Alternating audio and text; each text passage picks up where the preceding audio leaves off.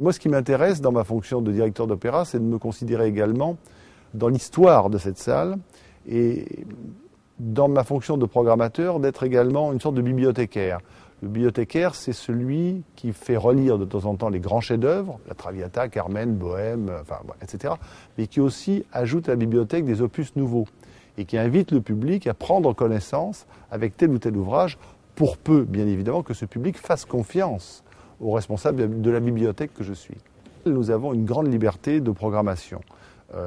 La confiance est là et chacun peut travailler très librement dans son domaine en ayant pour seule contrainte d'abord l'excellence, la surprise, l'intérêt et bien évidemment au sein de budgets qu'il faut respecter. Je n'ai pas de goût pour la programmation thématique. Vous savez, Shakespeare et l'opéra, Verdi et l'amour, etc. Ce que l'on voit dans beaucoup d'endroits, tendresse et passion, violence et sentiment, enfin bref, bon, on peut habiller de n'importe quelle saison, on peut trouver un point commun. Donc moi, ce n'est pas mon style.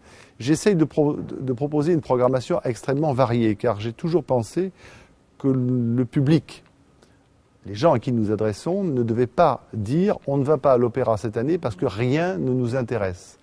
Il faut toujours qu'on ait une porte ouverte pour quelqu'un. La création est une grande spécificité de l'Opéra de Monte-Carlo qui a toujours eu une culture de l'audace.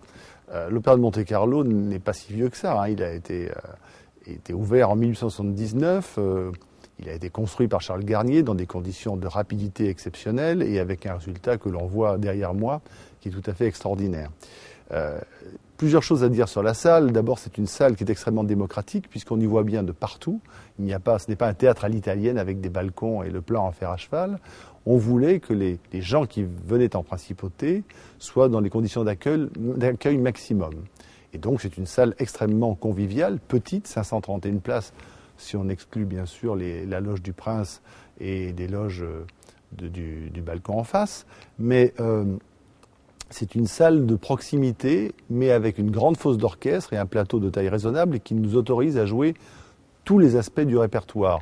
On y joue du Mozart, on y joue du Rossini, mais on y joue du Richard Strauss, on joue tous les Verdi. Donc c'est un théâtre dont l'acoustique est remarquable. C'est un théâtre où la proximité entre le public et les artistes est tout à fait exceptionnelle et qui ne se retrouve quasiment nulle part ailleurs. On est immergé dans le spectacle avec une acoustique, je le disais, et une vision tout à fait formidable, ce qui fait que l'expérience de l'opéra dans la salle Garnier en Principauté de Monaco, c'est quelque chose qui n'existe qu'ici et nulle part ailleurs.